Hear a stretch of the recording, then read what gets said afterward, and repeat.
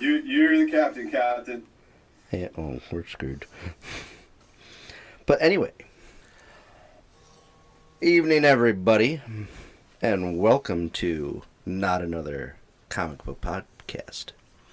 My name is Ryan, and I will be running the show this evening until there's a mutiny and they throw me overboard. With me in studio is Brian Hoover. Good to meet you. Good to meet you, Nick. Good to meet you too. And then on our Zoom call is our hero of the day, Nick. No, I get to be the hero. That sounds great. Nice to meet you as well, Brian. Ryan, thanks for putting this together. It's pretty awesome.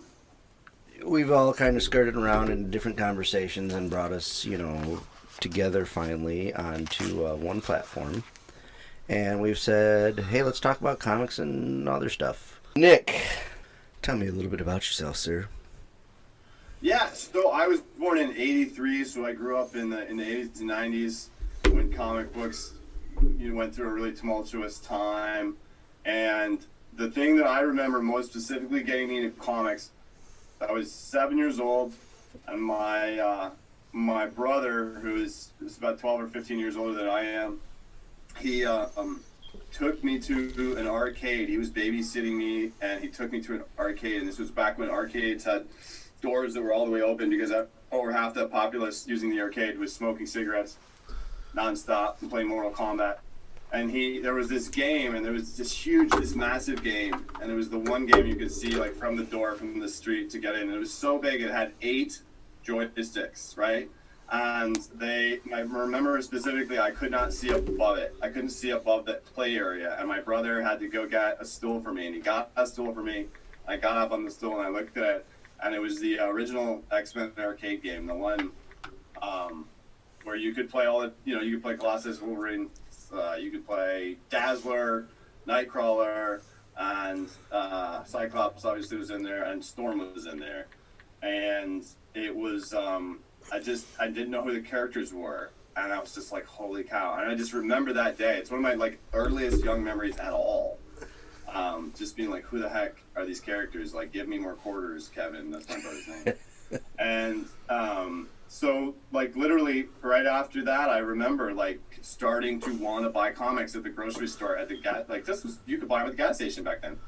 And the spinner racks. There were a lot more spinner racks back then because people were a lot more concerned with just reading it, and not so much, keeping it forever. Right. And and shortly after that, the Image came out, and I grew up, Image and Valiant. I read a ton of those books. I still read Valiant comics from the '90s almost every day. I love them more than almost anything. And we noticed. Yeah, read comics all the time. And literally every day, and that's how I got into it, and I'm sure we'll talk about some more, so I don't want to keep going on and on, but thanks so much for inviting me so I can talk to you guys about it. About comics. The second thing I was going to mention is we are definitely going to spoil all these books. Yes. So if you haven't read them, and you would like to hear us talk about them after you've read them, just hit the pause button. What we've done specifically too, at least we're trying to pick stuff that you can read relatively easily. Like anything we're going to pick is going to be a good entry point for you, or you can go to your LCS. You can probably get a trade for any of the 3 that we're going to talk about today on sale. Easy. And another way you could do it, you can read them online on Comixology if you do their 14-day trial, which is free. So anyway, I just wanted to throw that out there. There's going to be spoilers. How about you, Hoover? Well, kind of like him, I was born in '81. I too spent a lot of time in the arcades and stuff like that. I'd played the X-Men game, but I'd never really, it didn't pique my interest that much. I loved the game, but I just thought it was another arcade game. But I got into a local Street Fighter tournament with one of my friends, and we started doing that stuff. And I remember, I think it was '94 when I first started reading comics. That's when the first Capcom X-Men game came out, Battle of the Atom. So It was when he'd been trying to get me into comics for years, failed attempts. He started with manga, which that did not end well. He started with Realms of One Half, and that's just a weird manga. But he finally got me with that. And I mean, I went hard into it. Everything I spent was for comics at that point in time. That's back when you actually had to do mail-in orders to get back issue comics. Oh. So you'd actually have to send a check with basically a piece of paper and just check off which ones you wanted.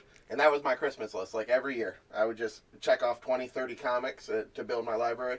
I built almost the entire X-Men collection, all the way back down to the Dark Phoenix Saga.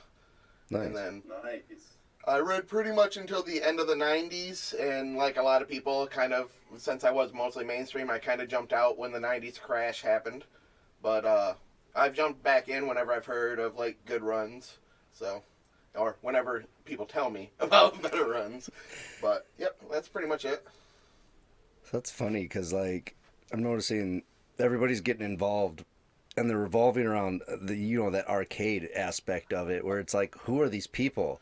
Well, I had gone to a local bowling alley and had pretty much that same video game, the X-Men video game, but my initial tie-in was the TV show.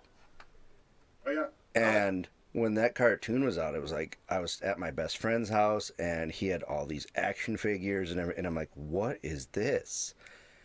And he's like, are you serious? You've never heard of the X-Men?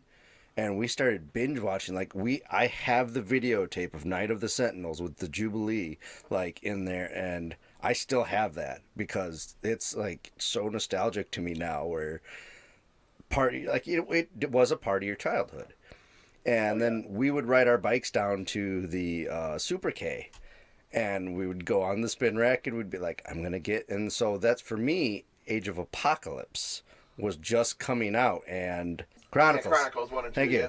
So Chronicles was like Chronicles. one of the very first ones I actually bought, but my very first one was What If Wolverine Battled Weapon X. And then now I got that for my son, and I passed that on, and he's like, you could just see that light in his eyes, like, what is this wonderment that I have gotten into? There's pictures along with the words, and, so now getting him to read's a lot easier. And because he can, see that visualization and not just put this brick in front of him of all this stuff. So he's really getting into it now, and I'm trying to get him into Captain America. But as whoever can see, my choice over there is very limited. He got the werewolf cap. He got werewolf cap. So I'm going to have to find him some other ones.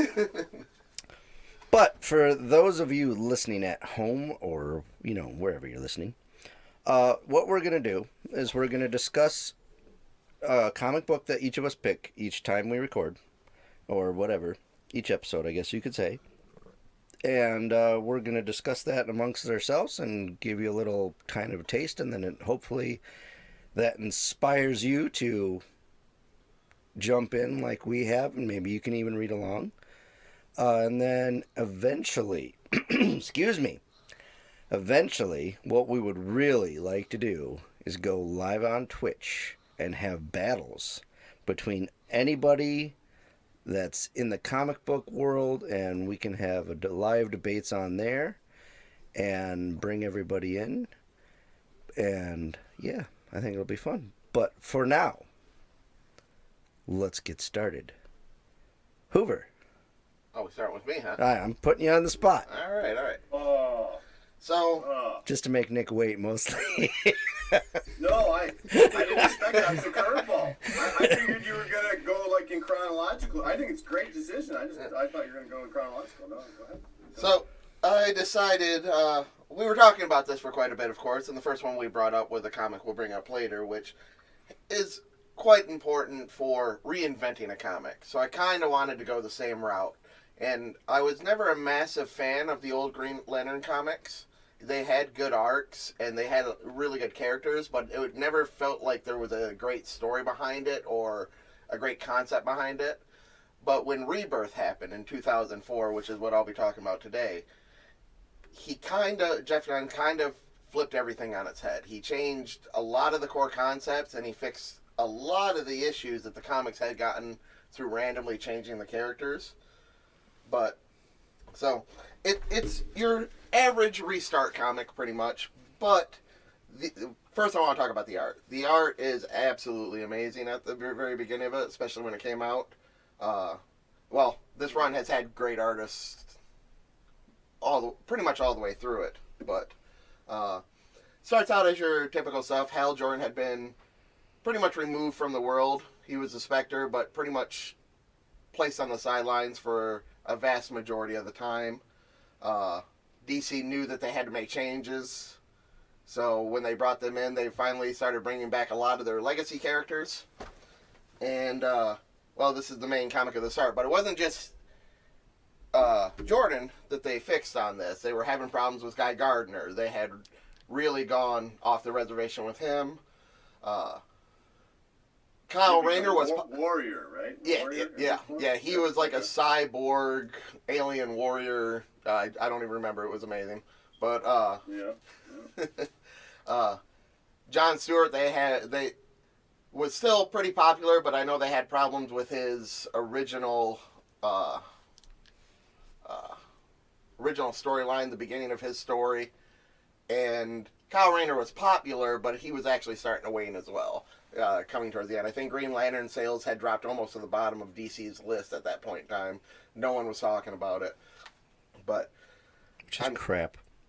Well, yeah, pretty much. I mean, like, where I'm at is yeah. I mean, once they got done with the Parallax arc, yeah, they really had nowhere to go with it. So, speaking about the Parallax, this happens after Hal Jordan had been a villain for a decent amount of time. He wreaked a lot of havoc. He killed a lot of the DC universe at one point in time. But then they kind of moved him to the Spectre and just kind of kept him on the sidelines. But then this comic really does a good job of bringing it back and kind of telling you where you would need to go if a lot of the things that broke up the Human Lantern Corps, the Human Lanterns, never actually happened. Or happened but wasn't important. It was kind of a retcon, but kept all the previous history. So anything that you read, it did a really good job of anything you read before it was no longer ruined by Rebirth, which I think was something that they learned when they did a lot more of their Rebirth comics after New 52. But so basically it takes place as Hal Jordan, kind of going around, kind of arguing with the Spectre for a lot of the comic about what they should be doing. The Spectre is much more violent, and if you don't know who the Spectre is, he's basically like a kind of a karma or revenge being, I guess you would call it. Not too familiar with him because they don't use him that much, because he is one of the overpowered characters. But just wanted to start with that. Wanted to hear your opinions on it. I know Nick was a massive fan of the Green Lantern runs, but this will be your first Green Lantern comic, isn't it? Right? I mean, I was introduced to Green Lantern with Blackest Night. But, yeah. So when one of my old friends we'd talk, and like obviously Justice League and all those, you see Green Lantern, but like you're very limited because you're like, okay, I know Hal, and then I know John Stewart, and then he's like, oh no, there's so many more. Oh. and there's a spectrum. So I started Blackest Night, and even the artwork in Blackest Night was like, it's 100% different, and it's the same in this comic. That I do have to say, the artwork for Green Lantern across the board for me is so good. I mean, the amount of talent that worked on the Green Lantern run for a while there. They had Jim Lee on it. They had pretty much everybody who was at DC take a run at it, who was known.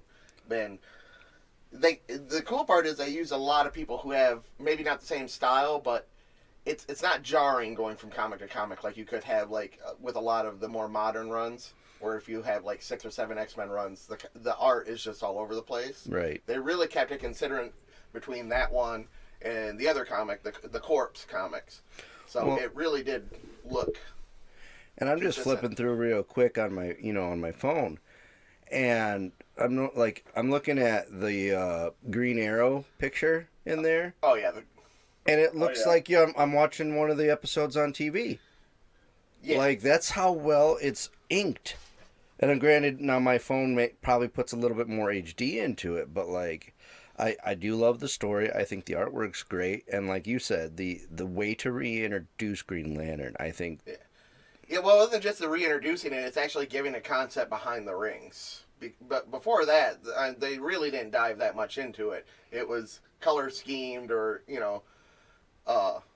and another thing that the comic does later, which you don't see in this one, is it actually gives the villains just as much of a showing as it gives a lot of the heroes. Like Sinestro really gets an amazing amount of backstory in this run for once.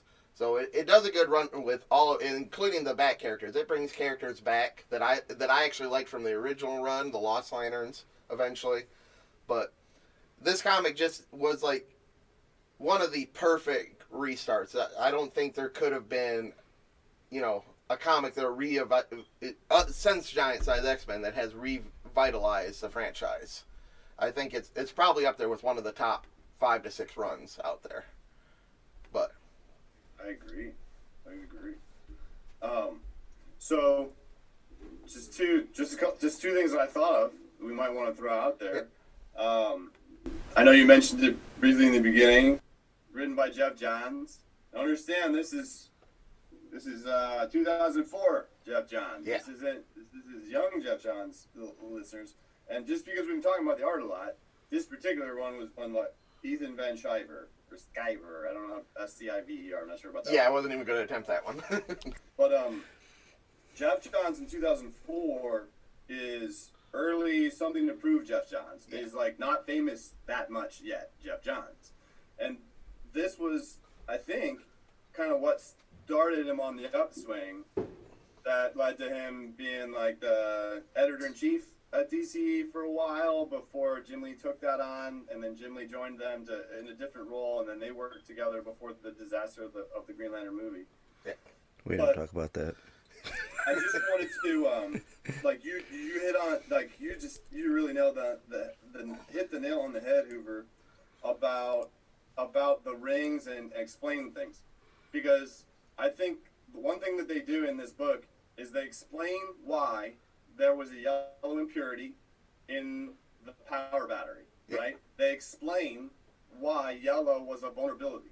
Up until that point, Green Lantern was like kind of like there's a little bit of silliness. Well, he was a typical DC hero that had the weird or the unusual weakness from back in the day, like they did in the Golden Age, where they all had unusual weaknesses. Well, yeah, the running joke was you could take Hal Jordan down with a number 2 pencil. I mean... Well, no, you can take down either Green Lantern, because the first Green Lantern was a wood weakness, which... Yeah. Right, Alan Scott was weakened by wood. Yeah. So they, they were a little silly also, though, because they made these goofy constructs and everything for a while, and then I feel like they did this whole thing where they turned him into Parallax, and it was like the dark 90s, and then they did the 0 Hour, and like you said earlier, a bunch of people died, and blah, blah, blah, blah, blah. And then this is like a breath of fresh air. Oh, yeah. Because this is like, hey, the reason they were vulnerable to yellow is because there's a spectrum, like you said, and then also because this heinous bee-looking insect fear thing happened to be housed in there, and like, it's like, oh, that's cool. So you actually want to lend some legitimacy to this franchise. Right. Got it. Understood. The only thing that I was thinking a little bit of, like as I read it, I remember distinctly being kind of an indifferent about Green Lantern person. Yeah. And then around New 52, I started to like be like, oh, that might be all right. And like I saw all Blackest Night stuff, and I needed an entry point when I first started reading Green Lantern stuff. I had never read Green Lantern as a kid at all. And this was a book that I started me on it. And I remember that thinking just like, okay, so this guy got turned into this evil fear entity called Parallax. Then this other entity who also has the ability to essentially possess people for another purpose merged with that guy. So now we got 3 guys struggling. It's very convoluted. Yeah. Whether or not you're a fan for decades or just getting into it. So I remember being like, who's this and that, having to like look up like Wikipedia this or whatever, like how did that happen so that the story made sense. But by the end of it, I didn't care. I didn't care about how convoluted it was. because it made me really want more Hal. Oh yeah. It made me want more Hal. And I was like, I knew Kyle was a graphic designer, and that's cool. I knew John was an architect, and that was cool. But just two things that really stuck out for me in this. I tried to pick like two quick areas to talk about. At one point, Kyle Rayner saves Oliver Queen. And it's right after Oliver Queen grabs like a lantern ring and he shoots an arrow. He makes a construct of an arrow just because he's got to stay consistent. Oh, yeah. And to stop the bad guy. And then Kyle grabs him.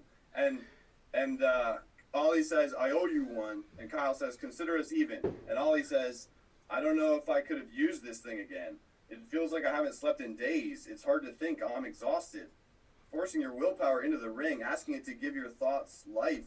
Is that what it's like? And Kyle just looks at him and says, every time.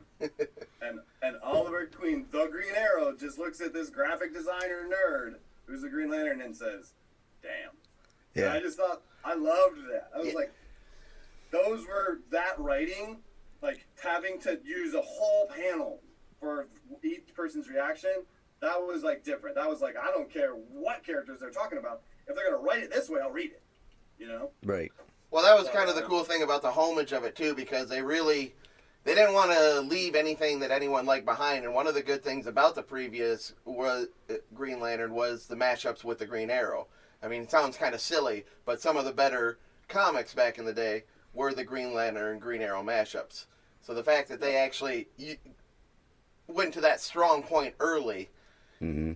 and just kept it there was kind of like a thank you to all the previous Green Lantern fans. But we're going to knock this up a notch. But yeah, the writing has been amazing. I would have to say though, one of my favorites and that they really really fixed was Guy Gardner. I mean, not only did they revert all the Warrior stuff, but I mean he is a complete badass in the series. I mean, one of the last ones that I actually read was the last time Hal Jordan and Sinestro fought, and he was captured, and some of the funniest things you've ever seen, where he is like completely naked in front of Sinestro because his ring's dead. Which, by the way, that happens when your ring dies. Is you go completely nude, Right? and he literally pulls a beer out of his backpack, chugs it, and tells him, "Do your worst." I mean, Guy Gardner is absolutely amazing in the new runs, but yeah, it's just. Everything he did with that comic, whether it was bringing in all the other Lantern Corps, even answering backstories of how Hal Jordan got his ring, what actually happened to the Green Lantern that actually gave Hal his ring the first time, bringing back a lot of the old characters. And one thing that they did well that's really hard to do, you hardly see this done well in... I mean, X-Men did it a few times rather well, and Avengers did, but have a massive cast of supporting casts, but still give them enough time that you actually know the characters. Yeah. I mean, that is one of the strengths of, especially the Green Lantern Corps comics over the Green Lantern, is they will throw anybody and everybody in there, and you get to see a little bit of everything. Yeah, Batman's in there. I mean, and it's as a... Well, they had to give Batman a ring at one point in time because people wouldn't stop talking about it.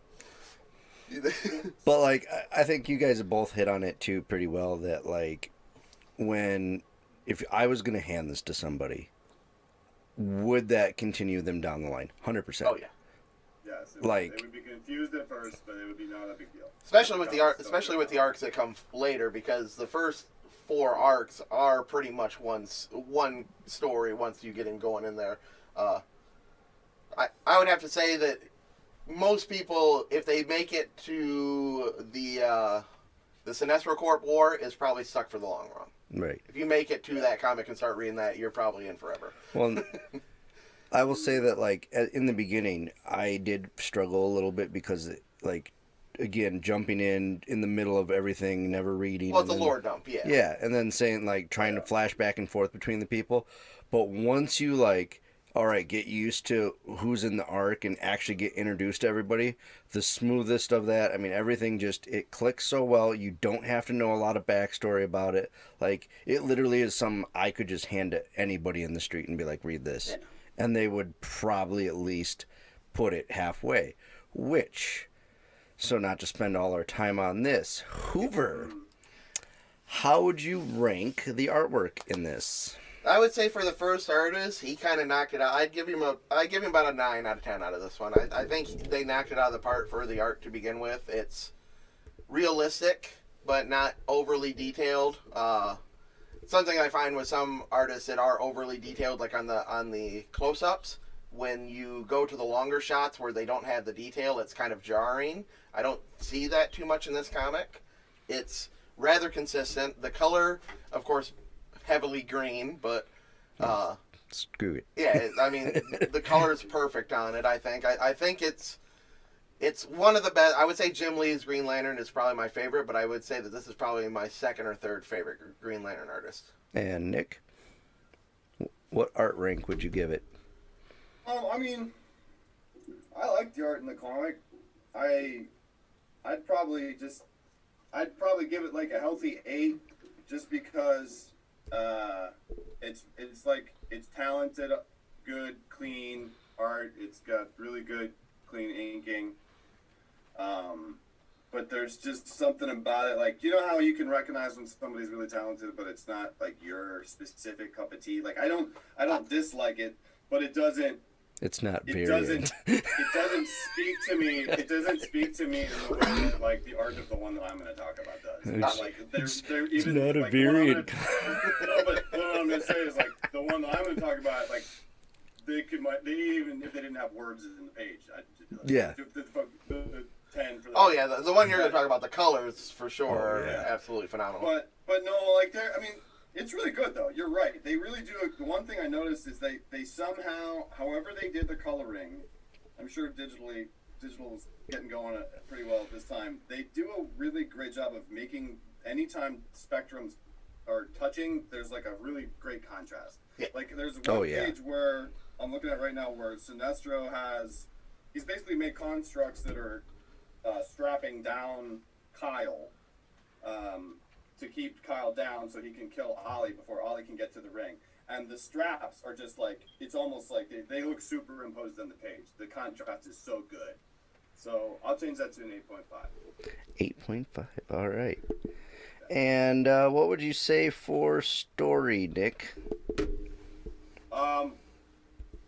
Or, I mean, we could say story rank or passability. I mean, however we want to.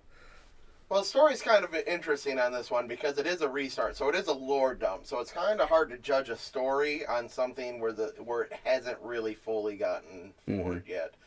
And like I said, it does a really good job getting you started, but as a standalone, I think it falls a little bit short. So do we want to call it story rank or do we want to call it readability? I think readability would probably be better. I think for readability, it does do a good job of giving you a lot of information, but not confusing, or trying not to confuse you as much as humanly possible. I think it's well written to the point where even if you are confused,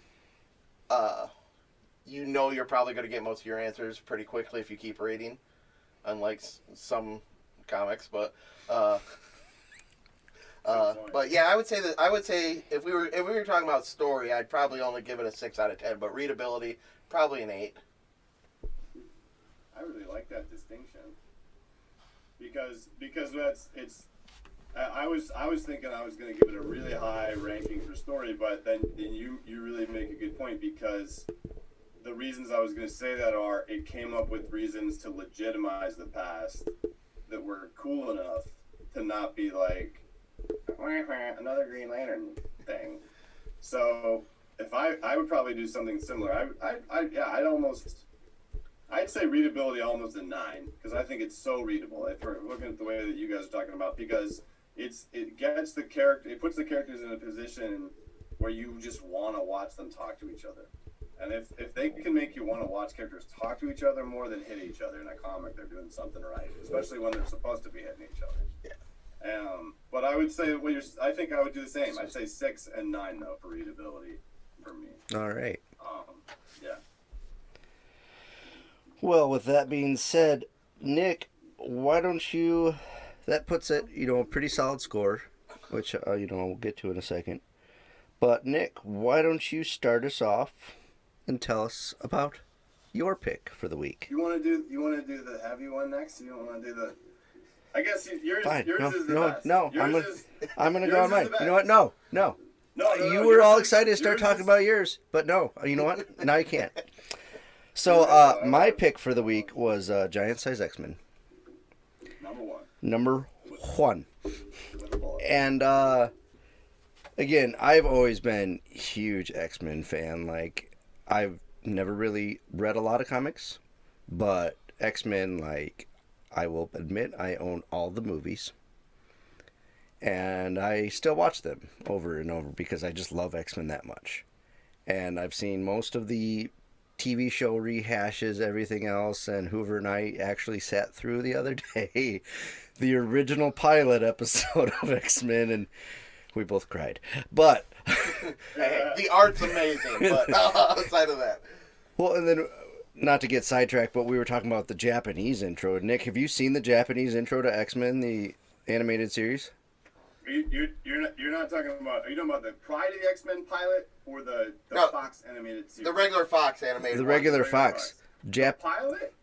The Japanese intro? No. Yeah, they Oh. redid the animation for that when it was broadcast, I believe, in 1999.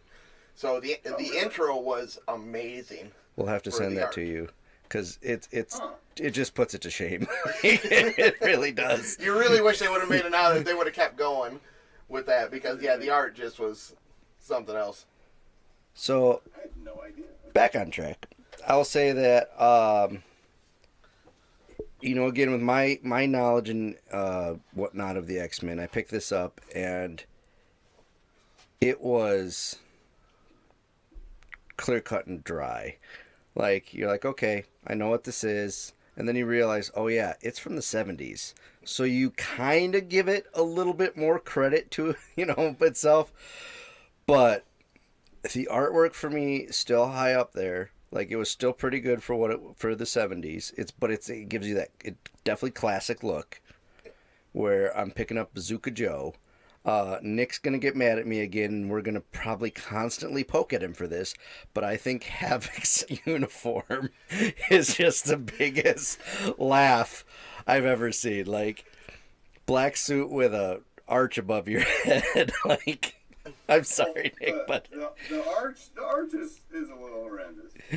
But the rest is fine. I mean, he uses that. Isn't there something in the molecules of the suit? Yeah, it's the only way he can direct. the beam out. Yeah. It's just like. oh no, I'm not giving him crap for the reasoning behind it. I'm just saying the way they drew it was. Oh, the helmet makes no sense. Well, it's just like There's no excuse for the helmet. There is zero excuse for the helmet. I'm with you. But- with you, man. We're gonna constantly be poking about Nick about his love for Havoc, but It's awesome. I'll be on his side though. Havoc is, for the majority of X-Men, run the better brother. but All I said was, if you were going to hang out with one of the four Summers brothers, to you be either hang out- fair, here are your options. Scott Summers, Scott Summers before he got a backbone and became a terrorist. Okay, before he got cooler I later. don't think I want to hang out with him then. Well, it was a mutant thing. It wasn't so Scott Summers, Adam X the Extreme, Yeah. worst, That's literally the labeled the brother. worst X-Men ever. Vulcan, or Havoc, and like Adam X the Extreme is a close second, but you'd probably hang out with Havoc. Anyway, Just saying. Plus, at least, he led the Avengers too, man. I mean, come on, Havoc's done some things. The Uncanny Avengers. Yeah. but Sorry. no, you're perfectly fine. And let me just say that he's not the first comic book character designed for SMN versus. Hoover, put your phone on silent, jeez.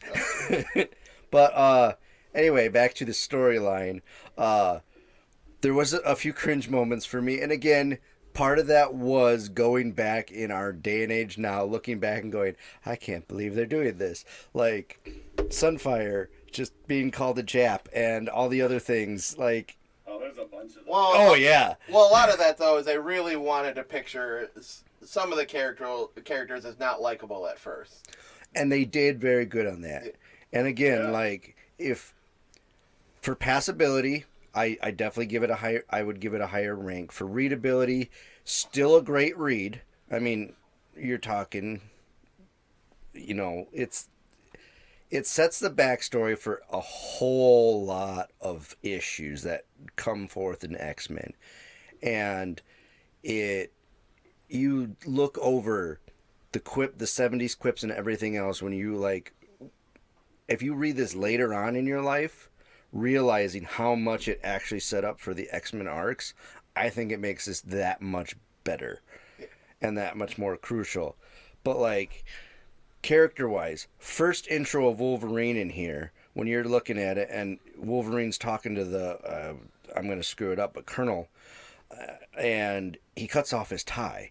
And you're like, oh my gosh, that's like so Wolverine. Like, especially for a guy who's only been in two comics before that. I mean, right. No backstory, no nothing. And here's this guy that's like, oh, you're an authority figure? I work for the Canadian government? What do you got to say to me? I'm cutting your tie off. And you're like, yeah, that's Logan. So, like, it just hits it so early on. And I thought that made it a lot better. The relationships get set up. I mean, like I said, there's not enough good things I could say about this comic. But, like, it is a 70s comic. So you have to give it a little bit of a leniency in my mind. So for artwork, I probably gave it a 7. And readability, I gave it a 8. And story-wise or passability, I gave it a 8 as well. So, this comic by itself probably isn't the best read. It's one of those comics that you kind of do need to read going forward, but you don't appreciate it until you get through the 14 years of Chris Claremont's run. I mean, it almost makes you wonder how long he knew ahead of time he was going to be writing the X-Men for, and how many ideas he came up with. Because the comic itself, I mean, there's story arcs that are basically formed off of that hash back to story arcs that are like one line in this comic and stuff like that. A lot of he doesn't deviate much in the 14 years when it comes to characters, how they act. But this comic is just, the one thing I will say about it, like you said, it's a 70s comic. It was before it was really his only old style comic, I would say, because this was the comic of the day, where the comic has the entire arc in one comic, which was very well known for the 70s. But it's almost like he was told to make this before he started his grand adventure, basically, where he would literally get to the part where, like, he almost invented, or at least reinvented, the large arc. Mm-hmm. Like, you would see stuff ahead of time that was, 2 to 3 years in comic, because you only get like 12 a year. Mm-hmm. So you would see stuff at least 20 comics forward.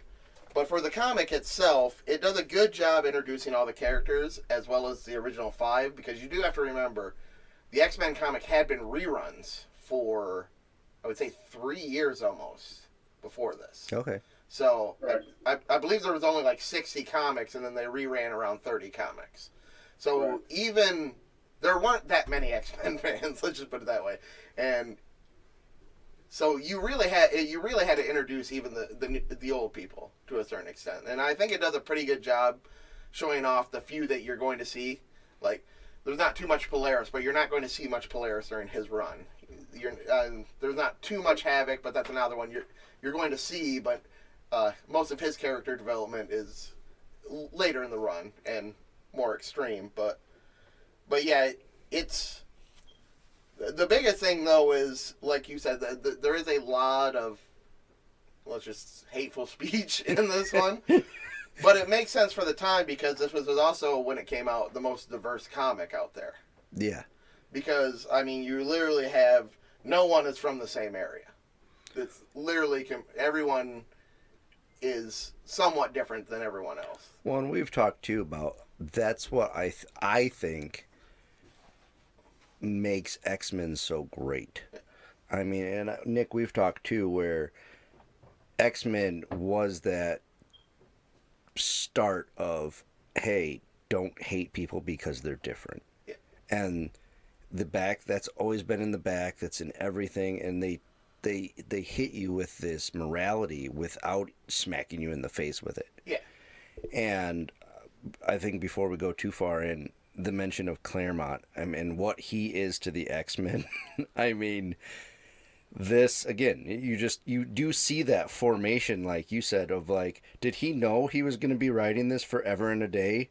Because like, oh my gosh, or did he literally walk up to Stan Lee with this pile of like ideas, and then he's like, well, put it in one comic. Well, I don't know what you like, just I guess write it. Like, because oh my gosh. Yeah, I mean, well, the other thing he did too is this was coming out of the Silver Age, Mm-hmm. and the Silver Age was very cartoonish.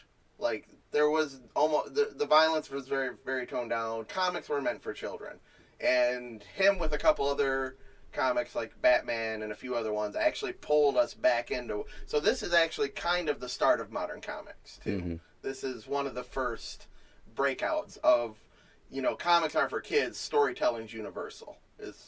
So it does deserve credit for that too. But I would say art-wise, it kind of fluctuates. I can look at one page and say 7 and look at another page and say 5. I mean, the backstory stuff is pretty good. It looks like they were running out of maybe time or something, and because the battle is mostly not in the comic, but I think the battle was definitely second. It was not important for this comic. Right. Well, it is now though. Krakoa, rather important. Oh, it's now. But at the time, it's not important. But it was mostly about setting up his style of writing, which was, I mean, to lack of a better term, it's basically, soap operas for comics. Right. Bringing the drama and the character development first, and then everything beyond that. Well, the love triangle starts. Oh like, yeah. That's not a love triangle anyways. That's a whole different thing. Okay, that arc of Wolverine, Scott, and Jean. Yeah. I mean, like, again, Wolverine's second, third, first with the X-Men. Yeah. And here it goes. If you include the cameo. Yeah, because he had one comic where he's in one page in the Hawk with the fight comic, other than that. Mm-hmm. I mean, and other than that, Banshee was in a few comics, of course. Sunfire had been in a few comics, but most of them are brand new characters. So, yep. I almost want to know how much of the team made those characters, because, I mean, there's a lot of creativity, too. This is also in a time, too, where, like, DC and Marvel took a lot of flack, where any new character was basically kind of another character already. And these are completely different characters. And, Nick, your thoughts? Oh, sorry. Yep. Go ahead. So, if you had to score it, sir? Oh, yeah. I would say total art, I would say 6, and story, 6 and 6, probably. Alrighty. And, Nick, your thoughts? Okay, so 1975. 1975 is a different world for comics, right? So in 1975, a comic book with a female African protagonist, a Native American protagonist, a Japanese protagonist, an Irish protagonist, a Russian protagonist, a Canadian protagonist, and a German protagonist. Notice there is not a United States citizen on that first splash page, with the exception of the X-Men in the background that are like in the floaty, the original. Oh, right on. Not a single American. Extremely unpopular thing to do in 1975 for some people, but extremely popular with others. If you took this comic and you compared it to a DC comic of the day, it would pale by comparison in terms of that. And so I just like it's one of those most significant comics of all time. Yeah. In my humble opinion. And I remember just for anybody who happens to listen to this, Mr. Hoover has an actual copy of the milestone edition of Giant Size X-Men 1, which I think, correct me if I'm wrong, like what is it, 1990? If you look at the insert inside of that? 91. So what was happening, that was right around the time that X-Men #1 by Jim Lee and Chris Claremont came out, sold over 3 million copies or whatever. So everybody started talking about like the original X-Men comics. And if you were a kid during that time, the adults were talking about how much they were worth. The kids were talking about, like, there wasn't a comiXology. There wasn't an internet. If you wanted to learn what happened, how this began, you had to go get a copy of that. There's no freaking way that you're going to get a copy of this comic book. But I remember when I saw that one that Brian has in front of him right now, I saw it as a kid. I was like, it was like an emotional thing to me, because I was like, that's the one. How could I possibly buy that? I've seen pictures of that in Wizard magazine. How could I get to buy that? And then I realized it wasn't the original one, but that my mom could still buy it for me. And I remember reading this book for the first time, and just I felt like I had something special. I felt like I had something secret, because I was getting to see, like, oh wow, that's what happened to Nightcrawler. That's, like, literally, oh my gosh, I know something now. I could tell the people how these X-Men got together. Like, it was special to read this comic for me as a kid. But in terms of, like, a lot of it, rereading it now, it's really interesting, because I read it now, and as a child, I never noticed that they all don't get along and that they all don't act like heroes. You know what I mean? Like, that they're totally dysfunctional. As a kid, I didn't. It was just blinders, like, oh, this is an original X-Men story. Well, the X-Men really were never heroes. Well, it depends on who wrote them, but yeah. And that's what I think I also liked about them. But yeah, we've talked before about how, I mean, the X-Men weren't really heroes, but, like, Nick, like, kind of noticed I really liked the anti-hero aspect, which, like, Spawn and all, and Punisher and all them, so... Well, I relate more to the anti-heroes than I do but... And I think that's why I hate Scott. So, point being, it's really is a significant comic. It's a significant comic at the time, and it reminded everybody that the Marvel characters are more like people, and that's why we love them. And that's what, that was a very big difference between Marvel and DC at the time. But like you said, yeah, the X-Men hadn't been popular in a while. They'd been printing reruns for like 30 issues. And this really changed that. The one thing that I just want to point out, because I've heard it on like a million podcasts, this comic book was written and created, and these characters were created by Mr. Len Wein and Mr. Dave Cockrum. Okay. After which Chris Claremont was hired to write them after he created them. And the only reason that I say that is I love Len Wein because he created Wolverine, and he created Swamp Thing in his current iteration. And he never gets credit for creating all of these characters, but Len Wein actually is the one that created them. But he's certainly, that's the other thing, though, to your point, though, about everything Claremont did. You can kind of see how, like, it was probably good that he created them and then handed them to someone like Chris Claremont. Because it kind of makes you wonder, like, this dysfunctional family, knowing that someone else wrote this, not the person that created the 15 years of amazing content that everybody talks about. It makes you wonder, like, what plan did they have? Like, how much conversation had they had with him? Because, like, all the way at the end, the whole conclusion is, we have too many X-Men now, and we don't know what we're going to do. And it's like, well, maybe that's really what happened. And they were like, I don't know if I'm sure that you could look this up or something, but maybe there were, like, a few people that had a chance to swing in it, and Chris had the best ideas with the new characters that they churned out or whatever. But anyway, Len Wein doesn't really go on to do a ton of Marvel, I don't think. No. After this. That's I'm not be able to ever talk about that. Like, yeah, because, like, again, me being introduced, but I'm glad you guys, like, actually picked up on the artist aspect, because that's just something where I'm like, sure, Claremont, like, you can tell me Claremont and Jim Lee and Stan Lee, and I will know what you're saying. But when they start getting into some of the others, like, I have a problem when it comes to that too, where there's just so many artists, and it's hard to keep track, especially when they start jumping. Like, if you want to watch Jim Lee's career, it's worse than the Game of Life. Like, he jumps everywhere. He does whatever he wants, but he's Jim Lee, so he can get away with it. So I'm glad somebody here knows about all those. All right. So Nick, what would your final 3 scores be? Yeah, so this is what we're doing. We're doing art, story, readability. Readability, passability, or, yeah, basically. So readability, passability is kind of like overall rating. Yeah. Okay, so it's kind of like art, story, Yeah. overall. Because for me, sometimes I might have a book that's like where the art's a 2, but the story's a 9, and overall it's a 9 because the story saved it so much. Oh, it's yeah. not usually the other way around, but occasionally. So anyway, I would give the art on this a higher rating. Like, I will admit that when looking through the lens of 2021, that yeah, it's not great, but it's certainly better than Jack Kirby, and Jack Kirby's revered as a genius.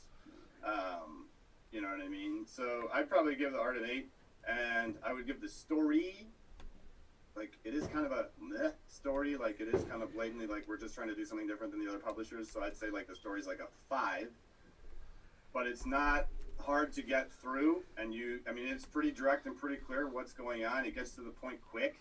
You know, like some of these characters are recruited in 1 page, or I think Thunderbird's recruited in like 2 panels. Banshee's recruited in like 2 panels, even though he already knows him. So I'd probably say like readability, I would give it an 8 for art, a 5 for story, an 8 for readability. Alrighty. Well, I think we've talked to you about many times where this is another one where if I'm going to try to get somebody into X-Men, I'm going to start them off here. Like, I'm going to... Well, I wouldn't necessarily start them off, but I would definitely be able to hand this to anyone, and they would say, oh, yeah, the X-Men, and enjoy it. Yeah, I think for X-Men there's probably better starting points, because I believe this comic is better if you have some knowledge. Right. It is somewhat... Like, there are some writers... It depends on... Almost, because, like I said, X-Men have been written drastically different. It depends on what type of comics are... Like, if I'm just trying to get somebody into something, it might be a little bit easier to try and get them into maybe the Joss Whedon X-Men comics than it would be this one. Oh, yes. Just because it's very simplified, and they put Kitty already in it, so you already have your eyes basically in it, which... By the way, one of my favorite characters, because she is kind of like us in the story for the longest time. She's who we see it through. But, yeah. I think I would recommend something like that a little bit higher than this, but this is one of the ones where it's like, you have to read it once you see what came after it. It's amazing how much foresight they had on this. Yes. I think. Who knows? They may have just gotten extremely lucky and they never gave him the job, but... The other thing with Claremont is, did he do anything before this, really? I don't know. Yeah, I'll check for you right now. I mean, X-Men wasn't popular, and it was a gamble, but probably got to be one of the It's probably most successful gambles of all time. Marvel Team Up, Spider-Woman, and Miss Marvel. Oh. But What a horrible start for it. But I mean, but not necessarily all of those prior to this issue. Yeah. They're all titles he wrote. I think he wrote a Marvel Team Up like around the same time, but that's just because they hadn't come out with this yet. I don't think any kind of writing he did prior to Marvel Comics, I'm not able to find yet. But I'm sure we could check that out. Peter Jackson, like, when you just read those 3, it immediately popped in my mind, like, well, Peter Jackson's first movie was this zombie smut film. Like, I guess you can't judge everybody by what they first write, but, like, yeah. Well, no, that's just the thing of how much of a gamble it was. I mean, like I said, the X-Men weren't popular, but back then Marvel didn't have a lot of comics. It was kind of like their first, oh no, we might go out of business type area. Right. And I mean, like X-Men 1, you look 30 or 20 years down the line, and X-Men 1 sells 2 million copies. I mean, and that was absolutely unheard of. Especially like nowadays, a good comic sells 40 to 60,000. Okay. So you're talking massive numbers. But So, just to give you the answer, and then we can go to the last one. Claremont's career began in 1969 as a college undergraduate when he was hired as a gopher, editorial assistant at Marvel Comics. So he literally, out of college, this was his first job, just working Marvel. wow. And the first issue, his first professional scripting assignment was Daredevil number 102 in August of 1973. So he was a gopher assistant for 4 years prior to ever writing anything. So this was very early in his career then. Oh yeah. I bet you that he started that job right out of college and went like, well, this will be my next up to the next business. It sounds to me like if this was a thing, it's something he kind of wanted. He always wanted to do, maybe storytelling, and he had ideas ahead of time. And when someone gave him a long or at least a stable run, he had to have had some of that stuff somewhat planned out. Oh yeah. Well, like you said, the gamble definitely well worth it. Yeah. But they're like, let's give this kid over here. He seems to have like. Well, that's like we saw it, but you didn't see it. But late '80s, early '90s, X-Men was extremely popular. Like, they might not read the comics, but everyone knew. Right. I mean, that's probably why they gambled in 2000 as X-Men as the first team-up movie for comic books, to try and do that again, because it had the best shot of working. I mean, everyone knew at least Sir, I do believe that the Captain America Spider-Man. That was a TV movie. That does not count. The one where, like, for webbing, it's just a rope. I think that was a Japanese Spider-Man one, wasn't it? Yeah, where he threw the plastic shield of doom, which for those of you listening to, as again we're gonna get sidetracked probably more often than not. We will hopefully at some point be watching some of these things and just give our live commentary on it, just because we all think we're hilarious, and hopefully you do too. But now for the man, the myth, the legend, Nick. What variant comic did you pick this week? Well, yeah, I picked the 1 in 50 variant. No, I want to read this to you, and then we're gonna take. Oh no, we already introduced. Because now I gotta go get him out of there. So. Okay, we introduced the comic. It's too late. It's just. But this answers your question about why they gave him X-Men. Oh, okay. Marvel's editor-in-chief at the time, Len Wein, who recognized Claremont's enthusiasm for the new X-Men that Wayne and Dave Cockrum had created in 1975, hired Claremont. So the guy I was talking about hired Claremont, a relatively young writer, to take over the series as of issue 94, reasoning that doing so would not draw opposition from other writers given the book's poor standing. Boom! He got the job because it was like the one that nobody wanted. Crazy? I gotta get my... Yeah, here's the sinking ship. Give it off to the kid. Nick, why don't you tell us about your pick for the week? Yes. Okay, so my pick for the week is Seven to Eternity, Volume 1, by Rick Remender and Jerome Opeña. I think I picked a pretty heavy first choice. I apologize about that. I love that book, but I think I was like, ooh, traditional. Ooh, good choice, traditional. And then I was like, you gotta have something different. Otherwise it'll just be Marvel DC. Yeah, I was looking up in the other issues of that comic. It's not a very long-running comic so far. No, I think it is. I'm looking at it now. I have read through issue 17. And they have published... I'm sorry. I have read through issue 13, and they have published up to issue 17. I do know that this one is in traditional Image Comics fashion, not always out on time. Yeah. But the first issue doesn't have the first guy. It didn't have the character's first appearance listed on all graded copies that CGC did, and then there was like this huge movement because people loved the comic book so much that they needed to credit it as first appearance. Oh, nice. Which is interesting because there's so many that they don't do that with. Yeah. Now, I think Matt Hollingsworth did like the covers or something as well. It's a little bit of the art as well. So this is an Image comic that was released a couple of years ago, because I remember it was released in September of 2016. I bought it off the rack. And it was in the same summer that DC Rebirth was going on at the time. That was what everybody was really focused on. And so you might know Rick Remender from Uncanny X-Force. It's considered like one of the coolest, like different X-Men recent runs, I think. The story is pretty in depth. So the reason that I picked this comic is, we're going to talk about the story a little bit, but the reason I picked this comic is a lot of people don't understand the caliber that this art form has gotten to in present time. In the sense that we just talked about two comics that reinvented, properties essentially, like, and revitalized properties. Those things are cornerstones. They're going to be remembered forever. Green Lantern Rebirth, Giant Size X-Men 1. Seven to Eternity, probably not.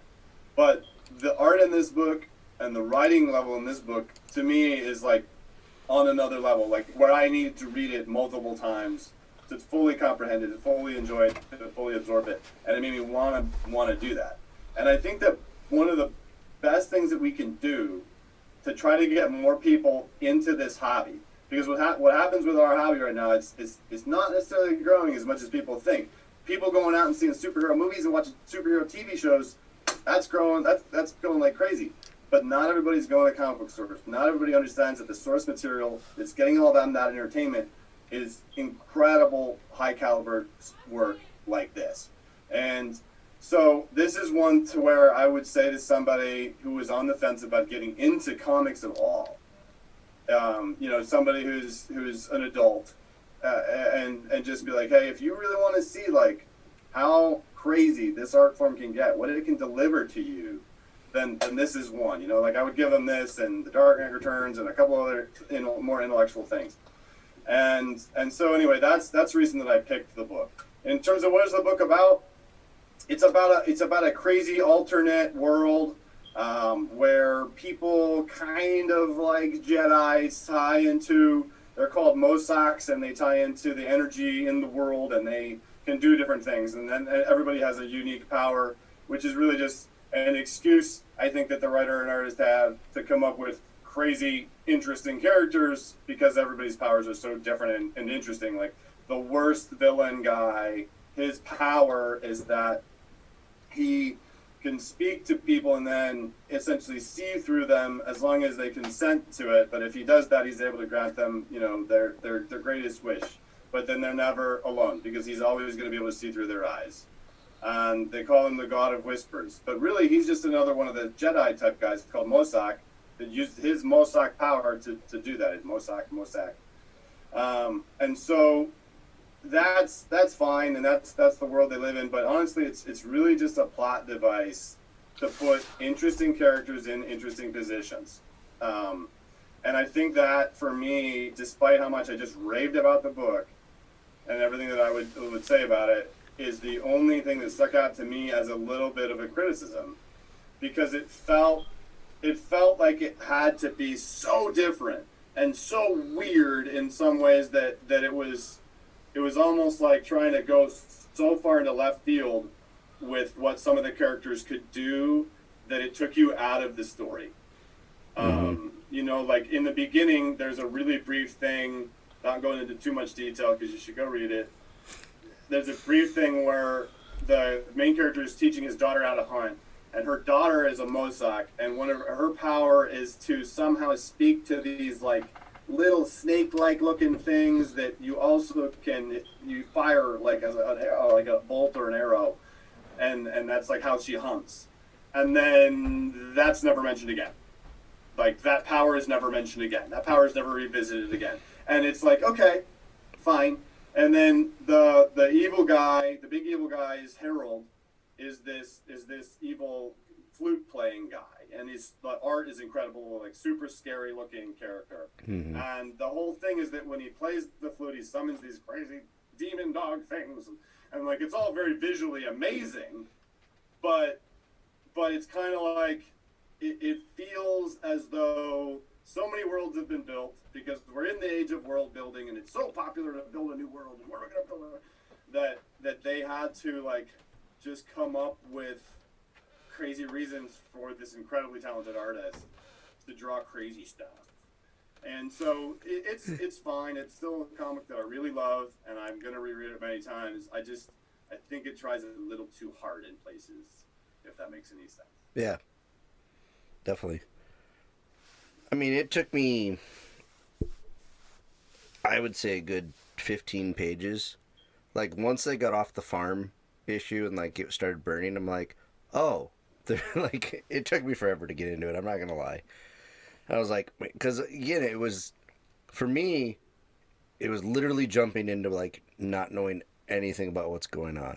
Like you were like, I'm not gonna give you any backstory. I'm not gonna give you anything. You need to read it. And then once I did, I'm like, oh, this is like you said.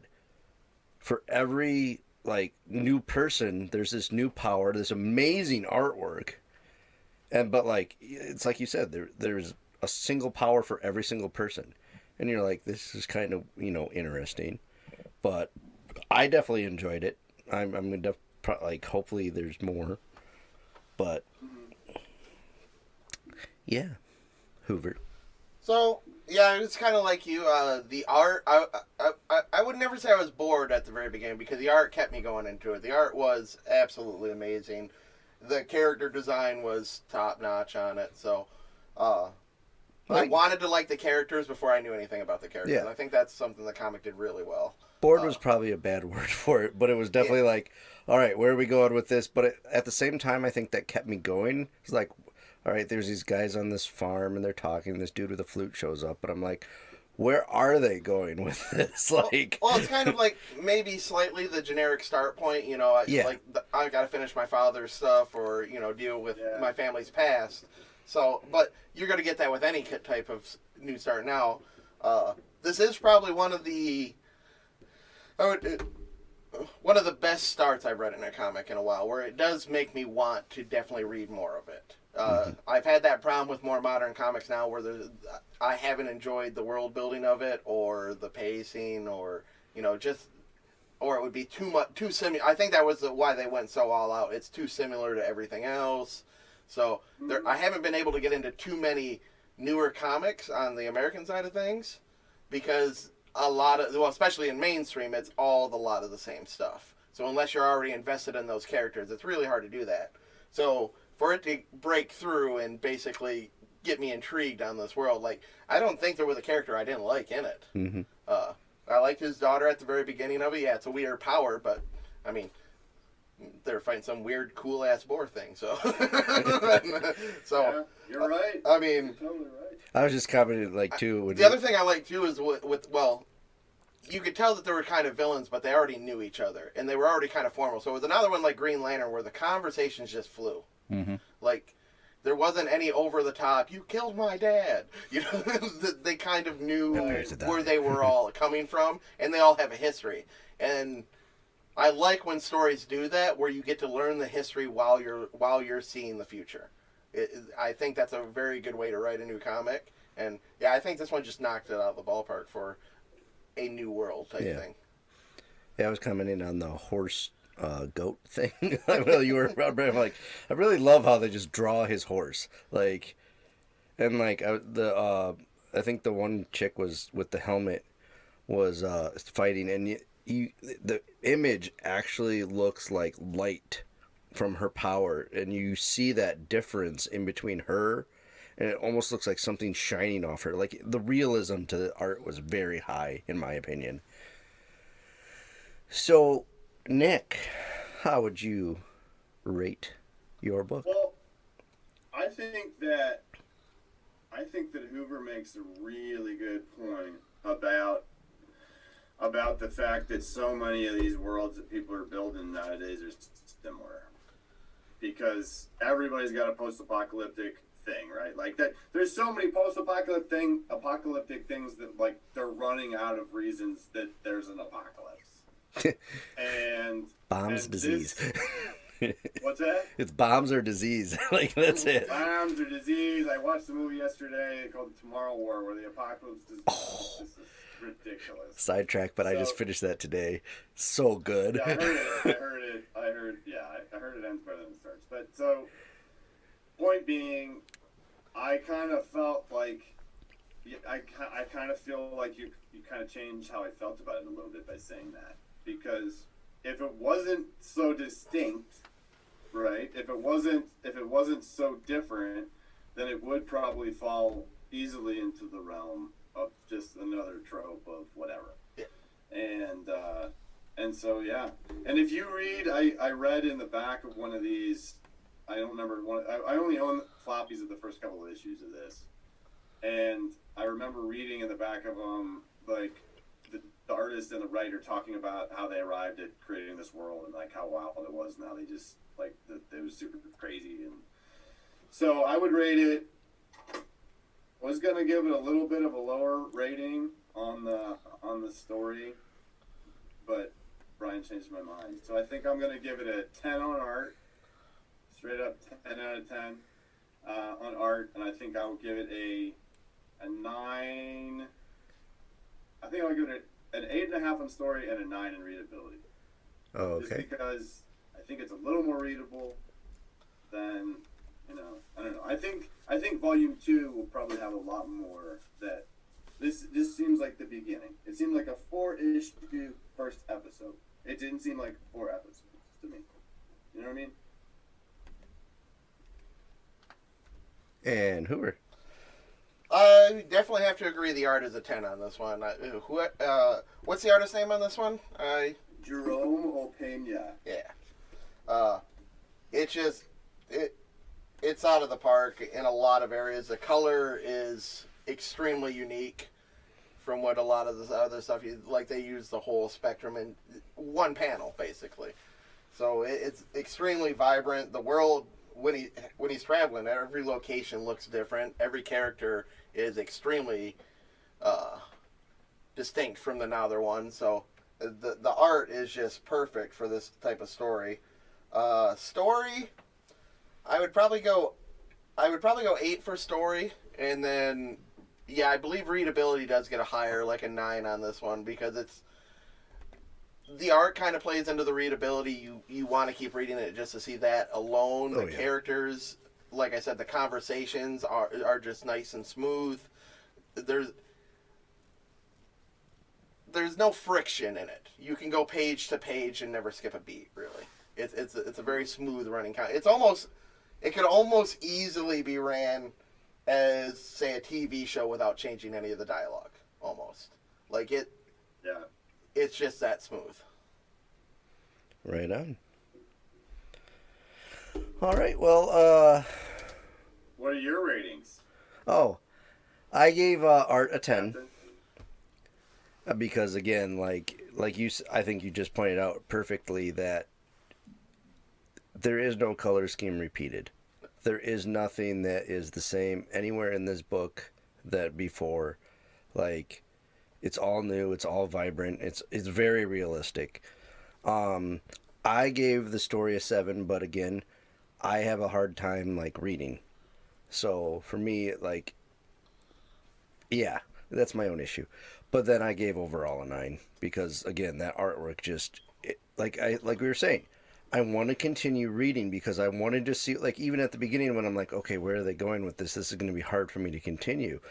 But immediately, I was like, man, as soon as the flute player shows up, I want to see where it was going. I'm like, where are they? What are they going to do with this? So I popped it up to a 9 for readability. Anybody else get some old Logan vibes from that old man? Just the way he was walking, I'm like, oh God.